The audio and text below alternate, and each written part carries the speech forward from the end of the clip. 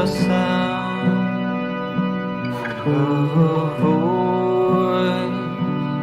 It was silent, but I could feel it calling to me.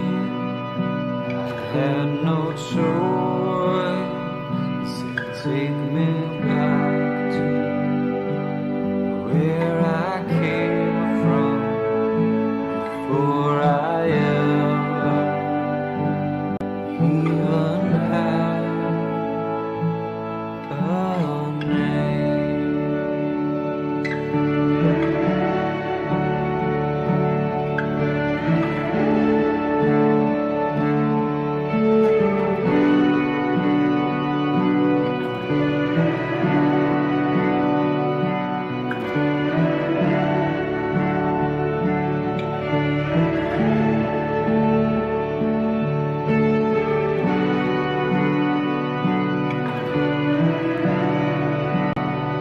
So many years now I've been walking through the rain, learning how to stay dry was my focus, but I feel so wet, cold tonight. When the world's too much to handle. Hey, hey, hey. Hey, hey, hey. We made it to another episode of Oneness World Radio. Talk Radio. World. Oneness Talk Radio. Oneness Talk Radio. Yeah, we made it. Wow. Just a little lead-in music. Get us in the mood. Oh gosh, you can never have enough music, I can tell you that.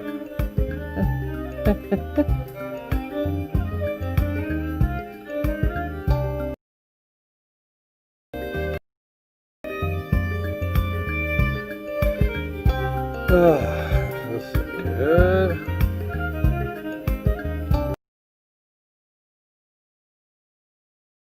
So from last week, where we have an extension on our attempt to discover, practice, and understand self-remembering.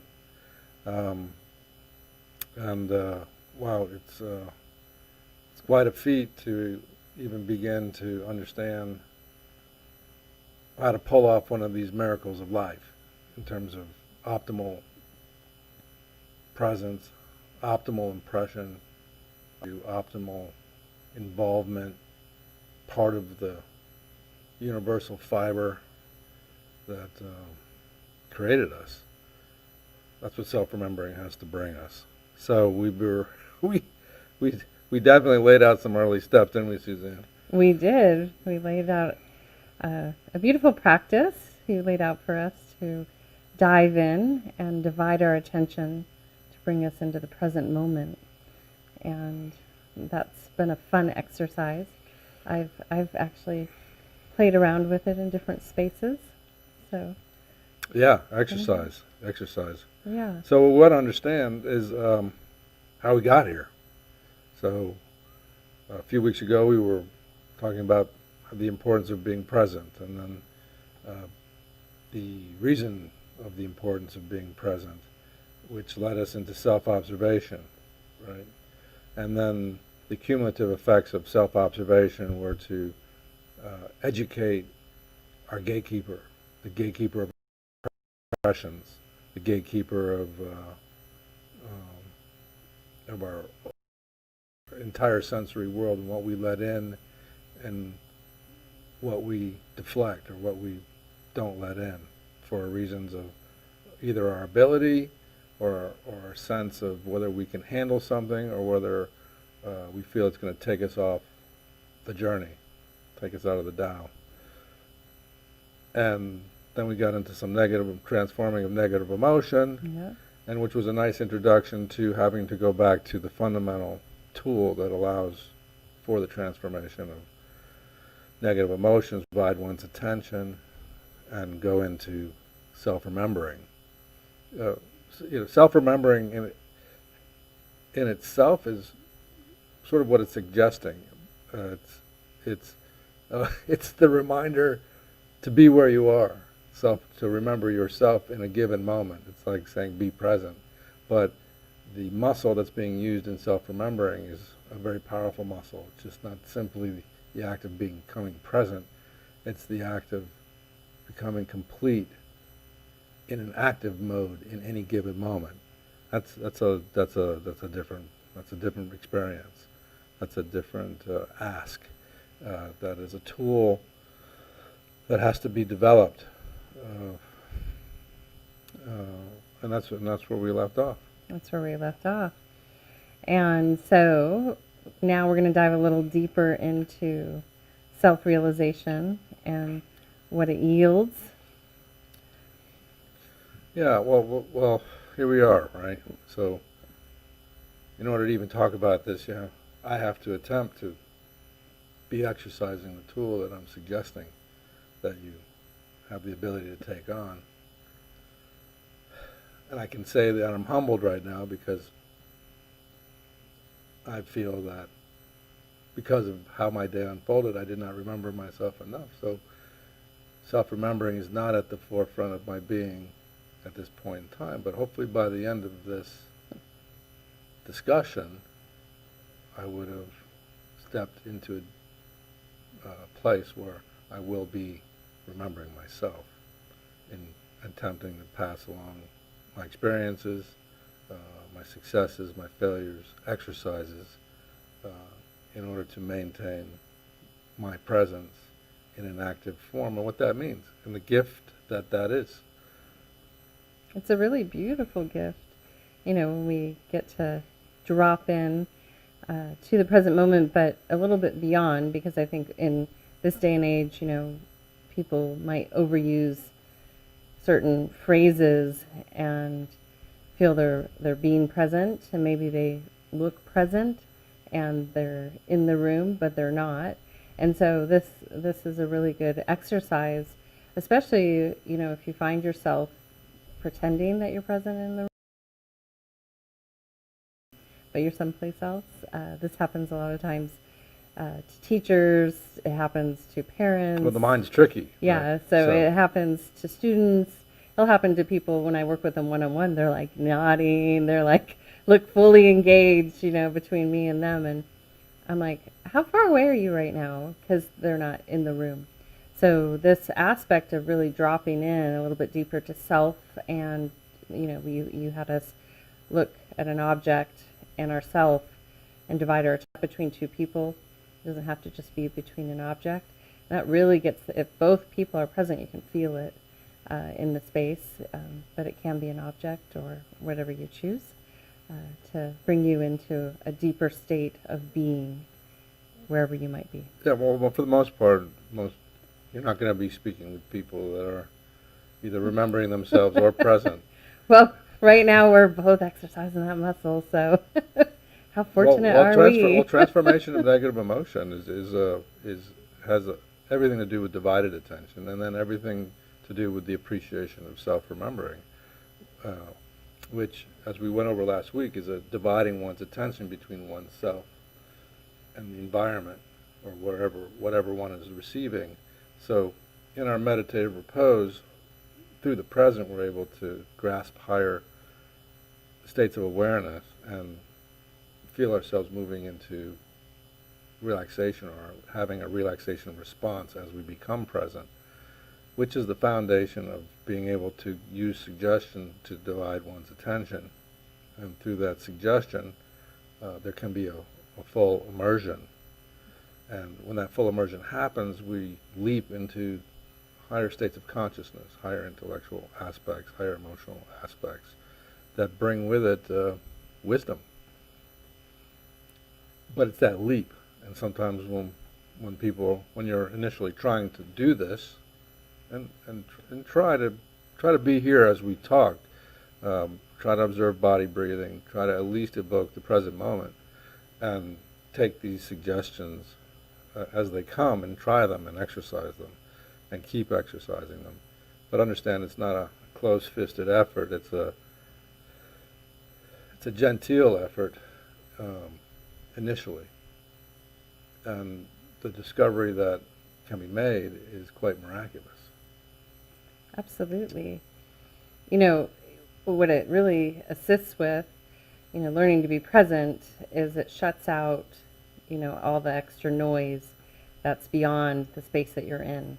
So the mind is our transmitter to the collective consciousness, and oftentimes we're going for phones, or we're going for different activities that we need to be in, or thoughts that we're engaged with. But when we really drop in, then that's where there's some pretty interesting things that occur. Plus, just even doing it in this moment, you really feel the centrifuge of the space versus letting yourself escape anywhere else. That's why I used to love teaching in Manhattan in the basement, because it's so busy, 55th and Broadway. But you'd be in this space and you get the student just to drop in with you as if you were just a cube in space, and everything else drop away. So super powerful things that occur, and some of it's unexplainable and happens in the subconscious being, and maybe the ahas or just the regeneration or nourishment is what feeds you into the next, and helps assist us with the focus and the mastery that we also touched on when we're on the other side of the gate. Well, on the other side of the gate, there's really nothing left to do but to remember oneself. And then from the ability to be, the world takes on a different experience in terms of just becomes as it's becoming for me as we move through this, it's becoming a lot simpler. And there's a lot going on right here, right now. I mean, there's a lot happening. There's a whole production happening. I'm editing, working sound. Suzanne's sending out chat messages as we're attempting to have one of the more profound conversations a human could possibly have, and that's this particular craft. But understand some of the tools and some of the things that we're going to have to go into: divided attention, the appreciation of friction, and this leads us into a realm where we develop a type of a will and a consciousness and an ability to act that becomes unsurpassed, really, and it becomes a part of our walking, talking bliss experience from higher states of consciousness. And then how to perceive the world while we are in higher states of consciousness by honoring some basic natural principles, which then open up other doors into whatever realm. You can dive down that rabbit hole as deep as you want, but I think in this particular form, can deliver some fundamentals, and through those fundamentals, if you practice them and are patient but diligent, you will find your way into certain portals that render great benefits. What's wonderful is you don't need a meditation hall. You don't need yoga. All you need is your life. And how you go about perceiving this life is the friction that you need to evolve and develop the type of will that's going to allow you to sustain right efforts. And that's really important. I mean, the type of effort, the quality of effort that's made determines whether we're actually transforming and physiologically expanding our energetic field, Right. Or not. Yeah. So the nuanced experience of it is only something that you can take for yourselves. You have to experience it. You have to verify anything that I might suggest, for sure. But understand that no matter what activity you're involved in, it's always better when you're remembering to remember yourself. And that's simply reminding yourself, hey, I've been seduced by negative emotions. I've been buffered from this thing that really is the divine me because of too much imagination. Improper use of my imagination has kept me from simplifying things and being available in such a way that I can be at my potential. But also reserves your energy. You know, the simplicity takes your energy force and streamlines it so it's not dissipated everywhere, just in the same thing where you can pretend to be present, but you're not. Maybe your mind's going. In the remembering of your divine self, there's a simplicity to that, an ease to that. We're not getting distracted by a lot of things. Well, if you're in that divided attention, and you are remembering yourself, distraction is a moot point. There's no place to be distracted. Right. All the portals of perception are full, and they're locked and loaded within the moment at hand. And that's what's so beautiful about it, because at that point there's an immersion. There's an experience of what is, and then the fascination and the nuance of what is starts to come back. And that's kind of runs counterculture to our culture, because our culture is pretty much set up to bombard us continually with all sorts of sensory impressions there to seduce us into other things. Absolutely. Which can create some sort of a level of numbness if we're not careful. But that is to say that it doesn't mean the activity, that activity may make you numb without proper perception. But with proper perception, that doesn't matter the activity, because you'll be able to see it for what it is and utilize it for what you want to utilize it for. So it's not limiting activity. Any activity can be done with self-remembering. And that's what's beautiful. It's not a matter of limiting yourself to anything, but everything is exponentially better with self-remembering. Right. And, like yoga, Thomas was saying you don't need yoga, but yoga, in the sense, is a system that simplifies life in that same way, because it brings you into this space. Yeah, well, certainly the 7 other legs of yoga address Limbs, what we're talking about. The 7 other certainly do address what I'm suggesting, and ideally through all 8 parts of yoga, the attainment of what it is that I'm suggesting now happen.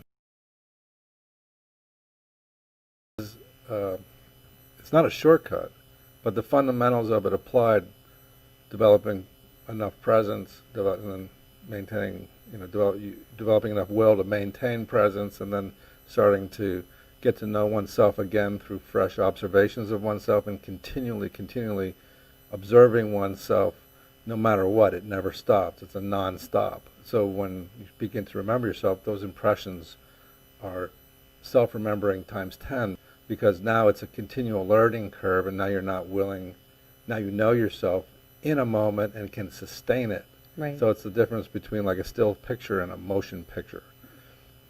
When you're able to remember yourself, now you can sustain the existence within that realm and move through time and space. Right. And this is a great technique I use a lot for, especially if I'm taking people on retreat. I usually have a high flow that I have to move through, and I'm not really interested in being in rush mode. And so by practicing this tool, and I call it the eagle, becoming the eagle, I'm able to move through space just with great ease and presence, and not feeling any kind of constraint by anything other than the next thing that has to unfold, which is beautiful, versus, panicking or feeling anxious or stressed. And then there's a lot more, then you can pick up on the nuances. Well, there's no panic, stress, or right at all. At this it's point, a conscious shift of what I'm saying. But it really has nothing to do with slowing down, although the perception of slowing down can happen. Well, but what happens an eagle soaring through the sky is not slowing down, so it's just ease, grace. You mentioned slowing down before. You mentioned that. You said I like to slow down with it. But the illusion of slowing down can mean that you're conscientious of downloading more information, which can give the illusion of slowing down within oneself. In other words, because of this a new sense of time, a real sense of time, and the mind grasping so much information. It's just like it's like receiving 60 frames per second uh, uh, as opposed to 30. Right. Well, there's So you're right. you're running more information down, and the picture slows down because you're driving more information into the portals Right. that Well, can that's assess it. just for the listeners to keep it It's the neo. simple. Well, this is not going to be simple, but Yeah. the neo moment where he's in Matrix, where he sees the bullet and he starts leaning back into his great yoga back bend, and the bullet skims right over his chest, right over his face. It's sort of what you're describing. Yeah. And so it's, you're bending space. There's no real time. It's a construct that's been imposed upon a society. So out in there. Well, let's redefine that. So there is real time, and when you're self-remembering, you start to begin to understand what real time is. It's not chronos. It's taking place on the time that it takes for clouds to move through the sky, and for seasons to change, and so on and so forth. Call it space. Yeah, well, time and space, right? And those are cycles, really. Like the words are interesting, the syntax and the nuances to them, because time suggests sometimes a start and a finish, but cycles, we're spiraling through space, which has these ripples that aren't a perfect circle like a clock. So just to think of it that way, that even the beginning of an annual cycle, whether it's lunar or solar, doesn't start and finish in the same place. So it's this beautiful cycle that occurs. All right. So let's try to Bring it back. well, we're moving forward nicely. I think there's some really interesting points that have been touched on. So understand that there's several parts that will continually be built into this attempt to remember ourselves. One of them is meditative repose, which has a sense of higher levels of perception and acute awareness of your surroundings, accompanied with relaxation. Very little thought, if no thought whatsoever. And that's how we know that we become present. And beautiful things happen through the present. Body aligns itself with the universe, with the planet, and things start to harmonize.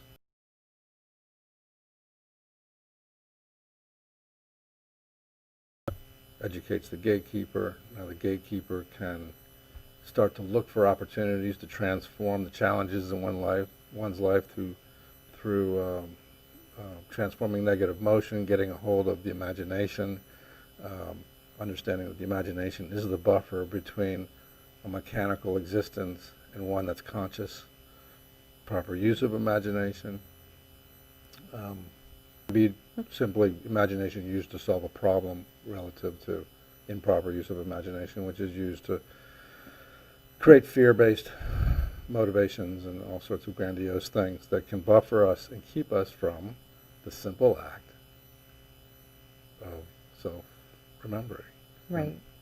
Well, and the benefit of that is also, I mentioned last week that we still have to chop wood and fetch water, as they say in the Tao, is that in this present state, there's a lot of things that are revealed, but there's still a propensity to take all of that and stay in action within those present moments, which is really beautiful. And sometimes the direction and the pointing is much clearer. You can see it and feel it, where maybe if you're on the other side of the gate, you spend a lot of times just asking a lot of questions and running around in circles, versus stop, pop in, and continue to stay in that fluid state of motion, as you would say, the walking meditation.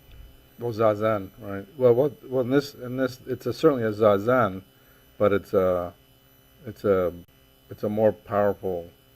Well, I'm not going to say more powerful than zazen, but within the context of dividing one's attention between oneself and wherever one's attention is, there's an extra added benefit and an experience that the body, mind, and the spirit has. And in those moments, it's expanding. It's reflecting the intelligence of the universe, our Earth, wisdom is now the rule, not knowledge, which Right. previous regular education is more knowledge-based. But when we start tapping into the ancients, we start tapping into the thread that they fed off of in order to gain their great discoveries, share those discoveries with the world. Those are the very things that we have within us, And that's develop within us, so that we can be Embody 'em. naturally of, and we talked about this, when the time comes, we have an innate inclination to serve. Absolutely. And the beautiful thing, the other day,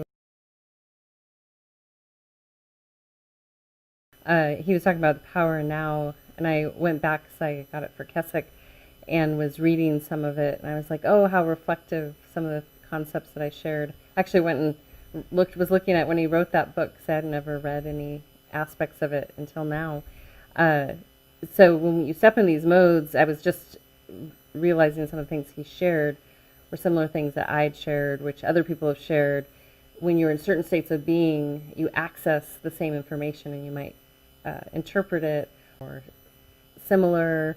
Sometimes it seems exactly the same. It's really interesting, even if you never crossed each other's path, that information. So while we have the greats like Plato and Socrates that you mentioned last week, it's fascinating what has been accessed and is actually timeless.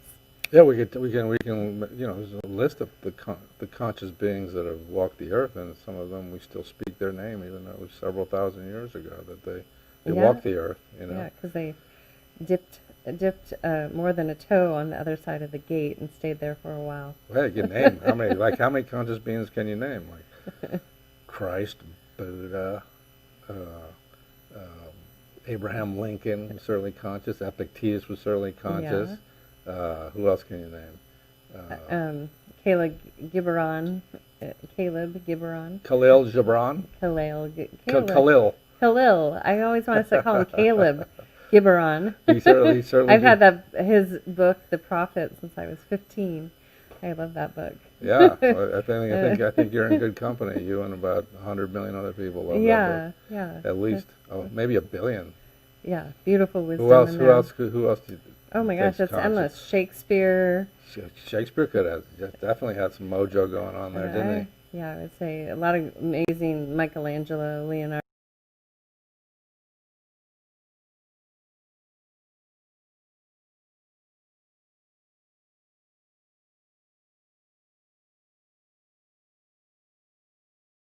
The earth. Yeah. Lao Tzu, Lao right? Tzu, yeah. Right. And certainly there's many conscious beings that are on this planet Right now, actually, yeah. But completely conscious is interesting, because when somebody becomes that conscious, it's almost like that could be, in this day and age, it could be like they could be viewed as a threat because they're catalysts of change and transition. And so clearly tech companies don't want any control if somebody shows up with a type of wisdom that they're trying to emulate, or a government or a community. Like if a conscious being shows up, he has to learn how to act.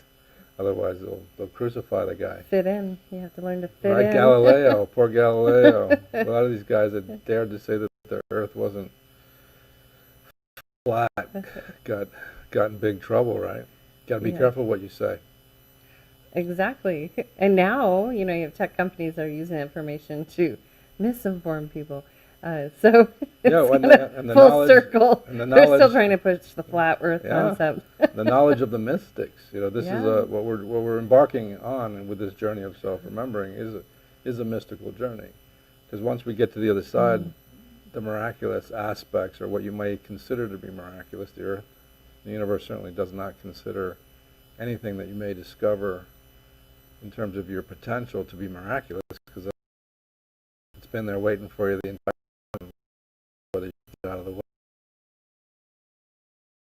that other zone, and learn how to navigate it, and how to exercise it, and how to appreciate it, and certainly humbly how to respect it, and how quickly you can have it one day, and how without your reaping sowing attitude towards the world around you, lose it the next. And then find yourself in a whole world of weirdness, and then, 72 hours, remember what you forgot, and that was to remember yourself. It's like, where did I go? It's like, oh my God, why did I allow myself to go there? So that's also part of the lesson of the gatekeeper in terms of remaining diligent under any given circumstances in order to feed off of the greatest challenges in our life so that we can transform and sharpen our characters that much quicker and deeper. Right. And, the powerful thing is by maintaining that present moment, you're able to stay much more effective in what life is asking of you, where you are in your physical environment. And it really carries you. It builds really beautifully, which is profound. It's all the things that we do on the other side of the gate that create the turbulence, unnecessary turbulence, all those things. And that's why there's been societies all across the globe where they have consciously been on the other side of the gate and elevated to great levels of mastery through maybe their art, their music, their science, maybe just from their state of being, and taken where they've been reported to completely vanish by archaeological standpoints. They have the remains, the physical remains, that there was no tracks or trails or anything to suggest they went anywhere other than vanished. So pretty profound, I know of Well, two. we're all going to vanish for one way or No, but I know of two, like, sites. There's one in Arizona that's like that. There's nothing, because there's usually something,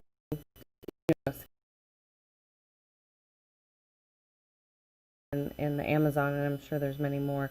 Some mystical things on Molokai in Hawaii, down off Costa Rica. There's some islands, interesting things that happen when bringing self into the very present moment. It's powerful, and then wanting to sustain and stay there is that effort, and it can be of great service, for everyone else that's around, if you can sustain it, rather than getting drawn into it. Drawn into what? We do on the other side of the gate. What do we do? Well, it could be the negative emotions we talked about. It could be taking action that's not beneficial, build karmic action that's not building our energy field. It'll eventually lead to the degradation of our energy field. It can be this withdrawals from our karmic bank account, all different kinds of things that in the present moment you're aware. Well, it's not just dropping into the present moment, which is a sort of a stasis. Self-remembering is an act of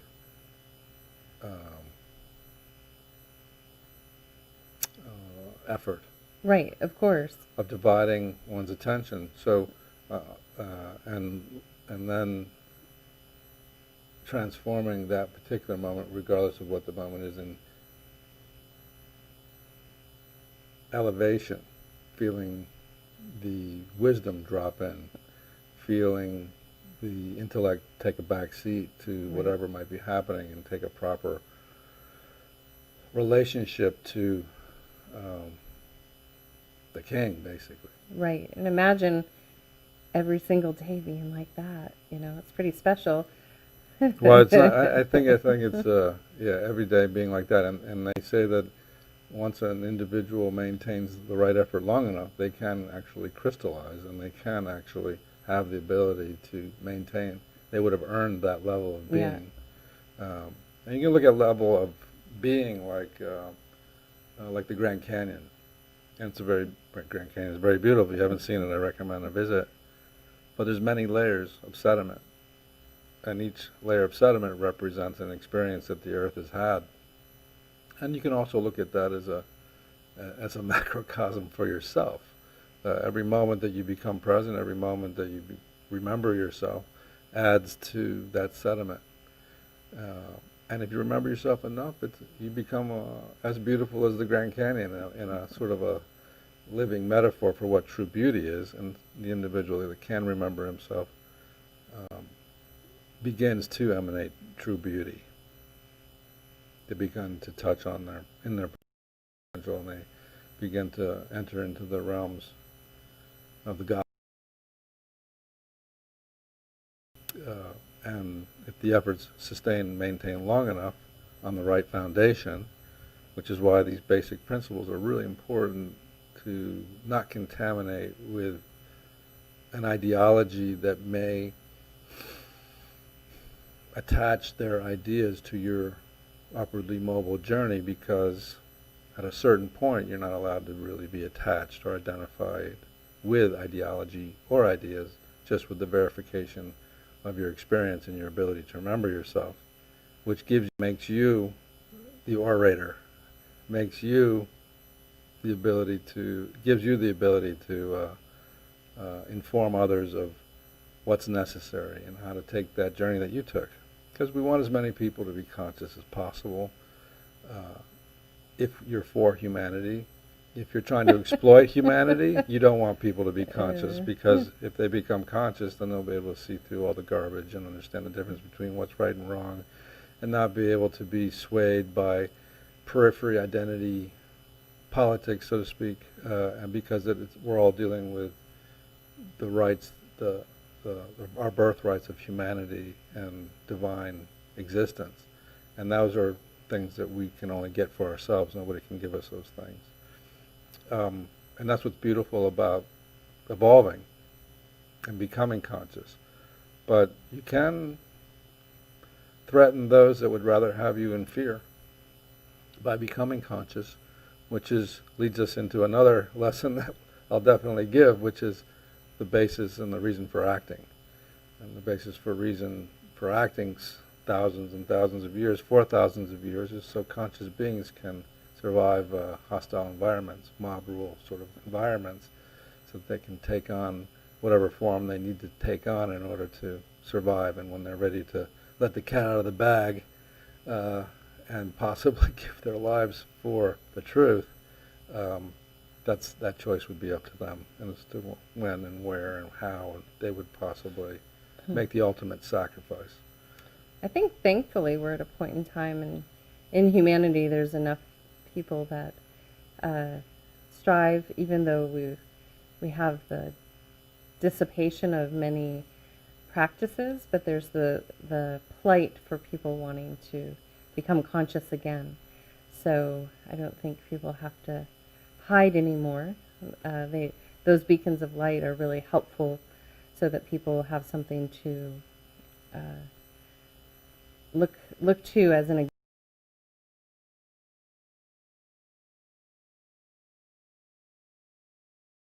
it more diligently for themselves, so they can shine bright for others too.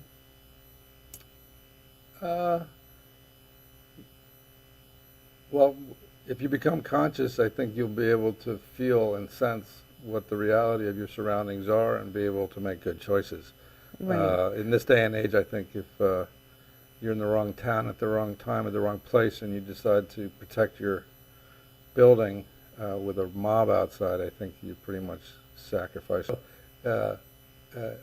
Case in point is that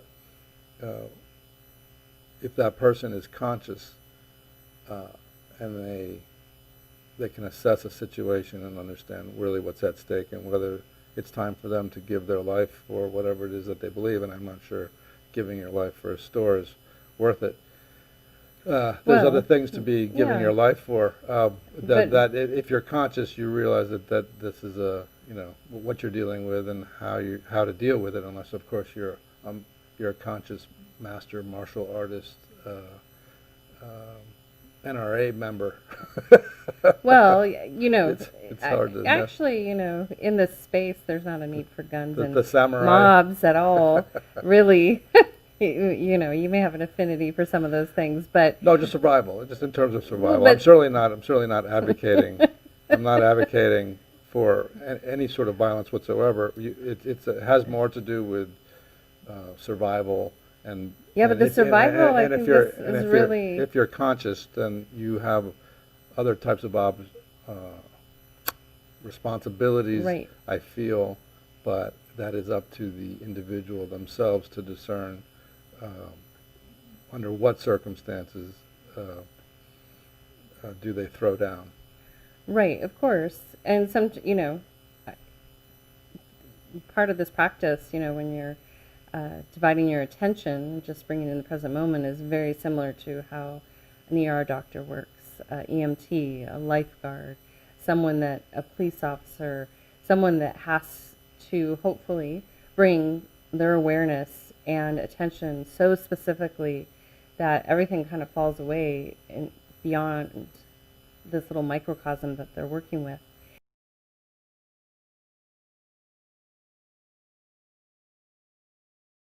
Happen when you're in that samurai state. Unexplainable things can happen. Well, if you understand what it is to be on the other side, they become no longer unexplainable. They're no. I'm just saying, from the onlooker, they might observe someone that's not maybe on the other side of the gate, just but watching it. It could look superhero-ish, in certain circumstances, because they're not in that same state of being. And some of the things that will unfold are not, to the rational mind, not explainable. Well, let's not also belittle the act or the art of self-remembering. Very few people on the planet I'm not belittling it at all. Have the ability to actually wield that sword in the full capacity. I'm not Of what that means, because right. It's not something that you're born with as much as something that needs to be trained. Right. I think maybe we were born in relation at one point, but over time to have to relearn the thing that we may have known or had as infants, or a 3-year-old or a 4-year-old, up to the point that somebody made us self-conscious and begin to develop a file cabinet mind that betrays its essence for development of person.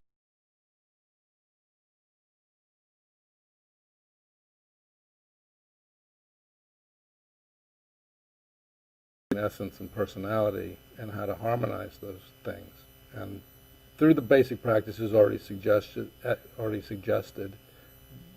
essence and personality must find a balance. Right. Which is really exciting. I mean, Absolutely. that's exciting stuff. I mean, I can remember all sorts of wonderful breakthroughs while diminishing false personality. Right. What wasn't me, what was developed Yeah. on the wrong basis, what was developed through improper ideas.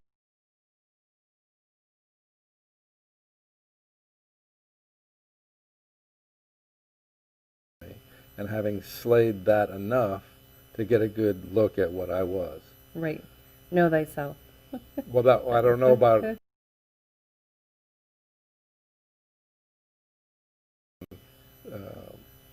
through self-observation to redevelop that personality so that it's there to actually harmonize with essence in order to maintain higher states of being.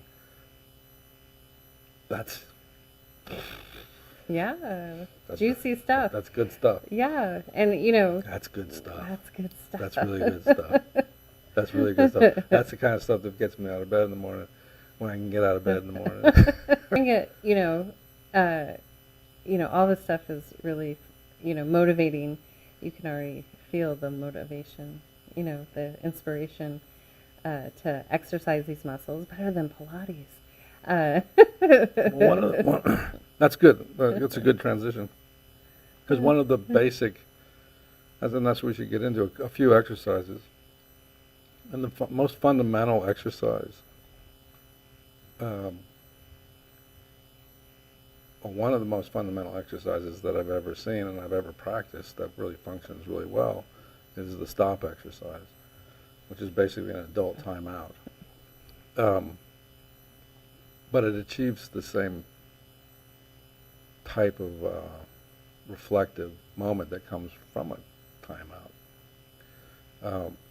But what you can do is, as you're even walking down the street and just taking a simple walk down the street, you can mark a tree, let's say, and then you can mark another tree, and you can say, at this point, I'm going to begin self-remembering. And by the time I get to the next tree, I would have been in a different state of consciousness. So basically it goes mark the tree. I'm going to remember myself. I'm going to be present. And now I'm going to divide my attention into the moment at hand and make myself get to the next tree as I walk, attempting to remember myself. And so on and so on. So what happens is once you start getting it, you may only feel like you snapped in just for a few moments, or the moment that you arrived at your destination, you forgot yourself again. And so then you're like, okay, I want to set another aim for myself. I'm going to say, okay, by the end of the block, from this point, I'm going to attempt to remember myself. And by the time I get to the end of the block, I would have remembered myself and elevated my level of consciousness. So you take the journey and you walk and you try to observe body, try to stay present, give the suggestion of dividing one's attention, keeping one's attention on oneself, putting one's attention on the aim.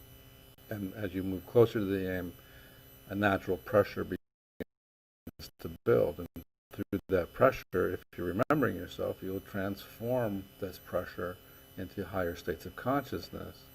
And then as you arrive at the corner, you'll stop. You'll forget yourself again. Yeah. You'll forget yourself. You'll be like, oh, I did it. I did it. I'm so successful. I did it. Who did it? I did it. No, you didn't. I didn't do it at all. It did it. So it's kind of like being in the gap in the meditation. You're in the void and you come out and you're like, whoa. You don't realize you're there till you're... The first thing you want to do is go somewhere else and go back to buffer land. Go back to, I did it. I'm accomplished. I'm enlightened. I'm an adept. I'm awesome. And then all those eyes that are saying, I'm awesome, I'm good, I did it, are the ones that are obstructing you from that moment at hand where you are not currently remembering yourself any longer. So what you do is you set another aim, and then you embark on another suggestion to arrive at that point. Right. And so conscious. So with enough repetition, it'll get easier and easier.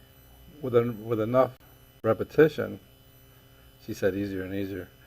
With enough repetition, you may not be willing to give up what you gained as you arrive at your destination. And you may want to maintain it. And at a certain point, if there's enough fruit in that labor, as you begin to understand the power and the strength of it, you will be less willing to give up that state and maintain it. How long you stay lost will determine how much further you can go before you remember yourself again. So what happens is you sustain a longer moment, and then you remember yourself again, and then you push the boundary further and further. And is there? No, there is not. And what you realize that what hasn't been in your life is this condition, and the will that it takes to sustain an effort is quite extraordinary. And then the realizations and the discoveries that occur along the way in the interim of falling back to sleep, and then setting another aim in order to wake up, become more and more profound, and hopefully it makes you ravenous and hungry to sustain an effort and try to maintain an effort. Well, and the use of the word ease is mean that it's like a formal meditation practice.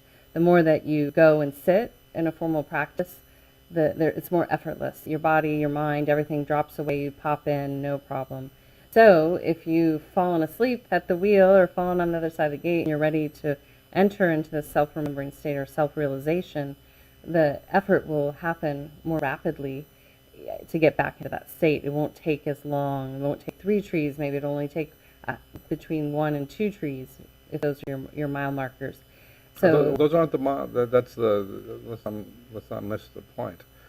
The idea is not to have the moment. The idea is to sustain the effort. Of course. But for the listeners that are learning how to do this, and that they may be going back and forth until they can sustain it all the time. That's not the beginners that are doing it. I understood. Don't get hung up on a word. No, we don't. We could just do sounds. The point is that you can bring yourself there quicker. And so that's exciting. Like, it's incentive. It's like doing 60 Well, once again, who's happy about getting there quicker? Who's happy about that? No, it's to ease the person to know that it becomes effortless. No, it doesn't. Oh, I think it does. That it's not self-remembering. So the idea, and not to counter or contradict directly, but the sustained effort of self-remembering just becomes a sustained effort. And so the ease of it initially, in terms of understanding perpetual 24/7 self-remembering or having elevated oneself into a higher state of consciousness, only not burdens, but one becomes aware of the next level of sustaining that type of an effort. Right. And so the effort might go into one realm, but then there's another challenge on the next realm, because the rules of the game begin to change as your level of being accelerates. So it incrementally becomes really, really, really humbling and challenging. All right. Well, you try it out. You report back to us to So that's see. that's the stop exercise. Yeah. So And that's so great. Yeah, that's the stop exercise. So you can implement that anywhere.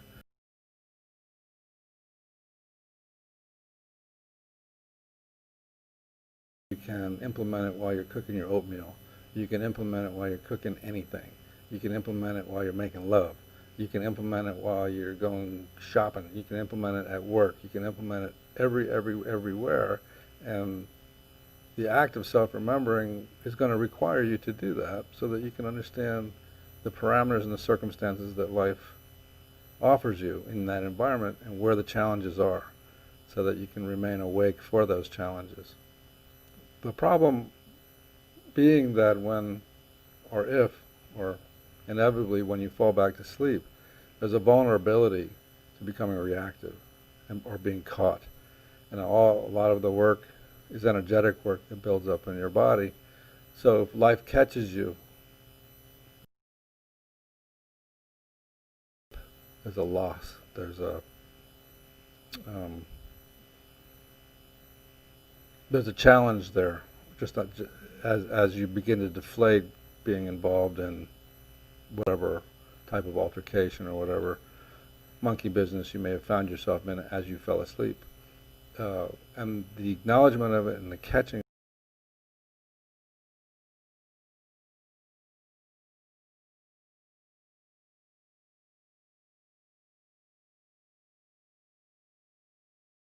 not to lose too much ground.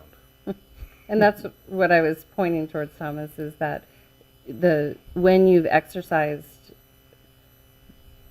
this aspect of yourself, it will be effortless to catch yourself and place yourself back there. You may slip all the way down the mountain, but it's going to be a lot easier going back up that mountain, fifth, 100th, whatever time.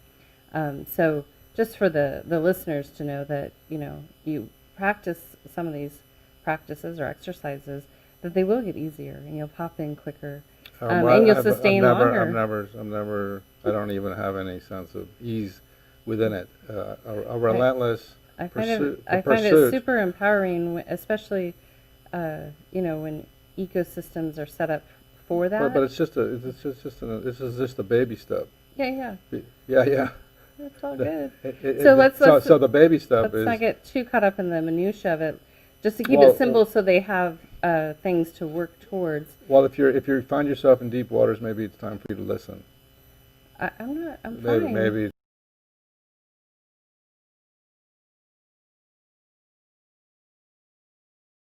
Just that what we've gone through till this point is that to remind them of the self-remembering, and that you have the opportunity to divide attention. And then Thomas has just suggested that if you find yourself in a reactive state or you've lost your remembrance of yourself, you're going to go into a stop exercise. And from there, those are two places that you can do all day long if you choose, that they will start to build, and you'll be incentivized just by the outcome to stay there as long as you can. And then you were also pointing out that if you catch yourself, the sooner you catch yourself, the quicker you can get yourself back there. Well, and at no point is there a sense of ease with self-remembering. And so don't look for it, don't expect it, don't let your weak little mind aspect of yourself look forward to it being easier. What will happen is it'll become more in-depth. And with more in-depthness comes responsibility. So you feel challenges happening as you enter into the realm. You feel the pressure of maintaining, you feel an obligation. And these temptations of feeling these things become part of the obstruction to maintaining the effort. A lot of times it's a shock to discover that one's been living one's life so frivolously for so long. So as you begin to awaken, all of your preconceptions and identifications begin to make themselves known. So it's just not about maintaining a type of effort, it's the realizations and the discoveries that come with it that then kind of wrap themselves around to obstruct the effort of self-remembering. So it becomes this cyclical challenge, Well, a beautiful challenge at that, but as we strengthen our gatekeeper, as it becomes more familiar with uncharted territory, the repetition of being faced with that obstruction relative to what it is that you want for yourself, you start to answer those questions. And self-remembering continues. And the longer we can maintain these efforts, the deeper the understanding we have of ourselves. Well, and that humbling process, you're going to meet those eternal and lifetime karmic patterns, in that moment, because we talked about karmic action.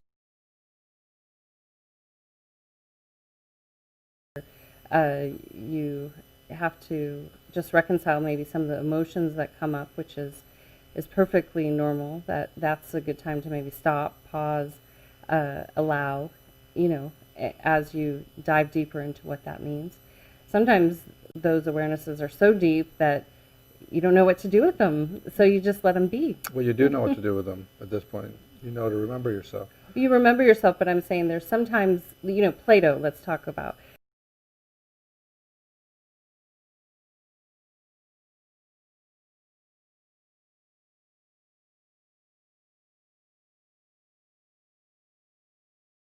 Yeah, I'm gonna remember myself in this, but it's gonna continue to flower. It's gonna continue to blossom.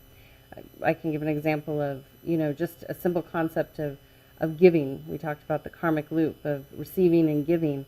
There's so much depth within self-remembering and that activity that you wouldn't just check it off. And yes, you're remembering yourself in the moment with it, but it's going to keep blossoming and opening, just like a great sutra or teaching. Well, I think the experience initially for years is, I'm currently responsible. Do I want that responsibility? So what happens is that you either run from it or stay with it. So, and then you may come back to it once you realize the meaning of your life.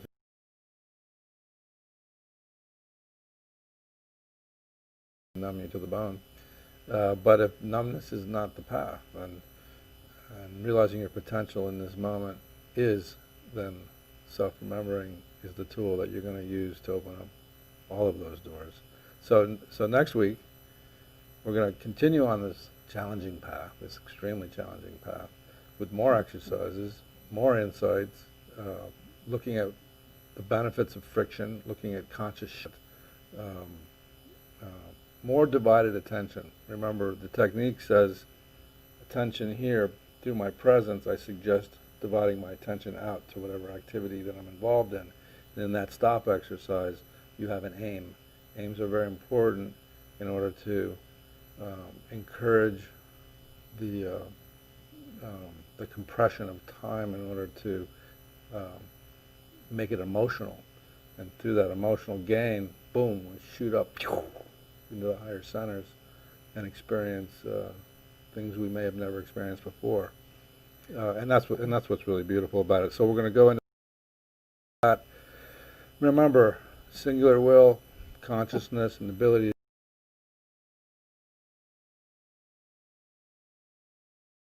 refer to it as electromagnetic gain versus an emotive gain, but we can talk a little bit deeper about that next week and what that has in store for you. So here we go. We're gonna go out as we went in. This is Suzanne Toro and Thomas Artavani with SolVibes, and we're on Oneness Talk Radio.